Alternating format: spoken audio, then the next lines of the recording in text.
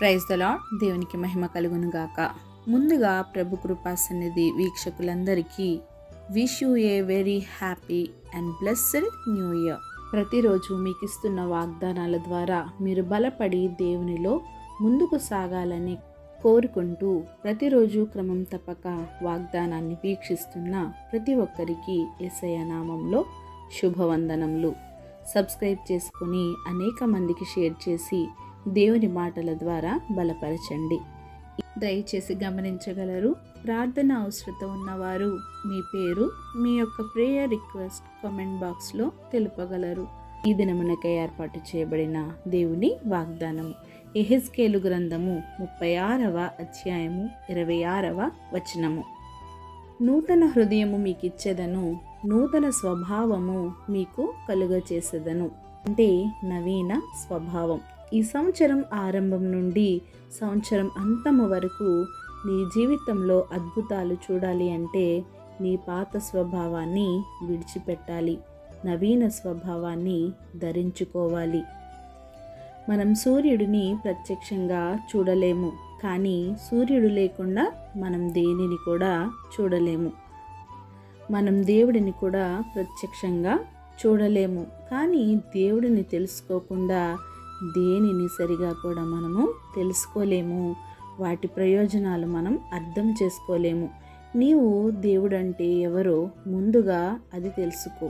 అప్పుడు నీ పుట్టుక, నీ జీవితం, నీ మరణం తరువాత పరలోక భాగ్యం అన్నీ నీవు ప్రత్యేకంగా తెలుసుకోవాలి. నీ బ్రతుకుకు అర్థం ఏంటో తెలుసుకోవాలి.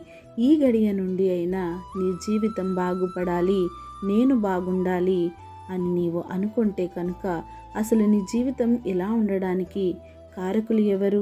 నీ జీవితంలో వచ్చే బాధలకు, కఠినమైన శ్రమలకు ఎవరు బాధ్యులు, ఎవరు కారకులు?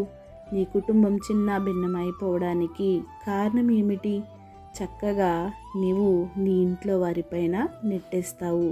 అంతా నా భార్య వల్లే, అంతా నా భర్త వల్లే, ఇదంతా నా పిల్లల వల్లే, నా అత్త వల్ల, నా తల్లి వల్ల, నా తండ్రి వల్ల అంటూ ఎవరెవరి మీదో నీవు సాకులు చెప్పుకుంటావు. కానీ నీ స్థితి, నీ బ్రతుకు, నీ జీవితం పాడైపోవడానికి కారణం కేవలం నీవే, నీ వల్లే. ఒక్కసారి నిన్ను నీవు సరిచేసుకొని సరిచూసుకో. నీలో ఉన్న లోపాలని ఇప్పటికైనా నా ప్రభువు వద్ద ఒప్పుకొని విడిచిపెట్టి పశ్చాత్తాపంతో నా యేసయ్య వద్దకు రా. ఈ సంవత్సరం అంతా ఆయన రెక్కలతో నిన్ను కప్పి నీకు ఆశ్రయదుర్గముగా ఉండి నిన్ను నడిపిస్తాడు నా దేవుడు. మన దేవుడు సృష్టిని చేసినప్పుడు సృష్టిలో ఉన్న ప్రతి దాని వల్ల ఒక ఉద్దేశాన్ని కలిగి ఉన్నాడు. అంతేకాదు, దానిలో ఒక ప్రత్యేకతను, దాని యొక్క ఒక అవసరతను కలిగి ఉంచాడు. అలాగే నిన్ను కూడా సృష్టించిన దేవుడు నీ పట్ల ఒక ఉద్దేశాన్ని, నీతో ఒక అవసరాన్ని కలిగి ఉన్నాడని గుర్తించి ఆయన చిత్త ప్రకారం నీ జీవితాన్ని జీవించు. ఈ కొద్ది మాటలు దేవుడు దీవించునుగాక. ఈ వాగ్దానం మనందరి జీవితాల్లో నెరవేర్చబడాలని ఆశిస్తూ చిన్ని ప్రార్థన. మమ్మల్ని మికిలిగా ప్రేమించిన మా ప్రియ పరలోకపు తండ్రి, మీరు ఇచ్చిన వాగ్దానమునకై వందనాలు దేవా. నాయన, ఈ గతించిన సంవత్సరం అంతా నీ రెక్కల చాట మమ్మల్ని భద్రపరిచి మరి యొక్క నూతన సంవత్సరాన్ని మాకు ఇచ్చినందుకు వందనాలు దేవా.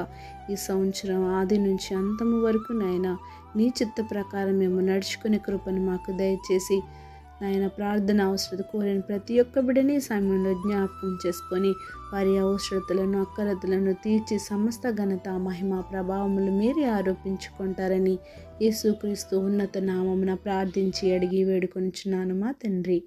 Amen. God bless you all. A new heart also will I give you, and a new spirit will I put within you.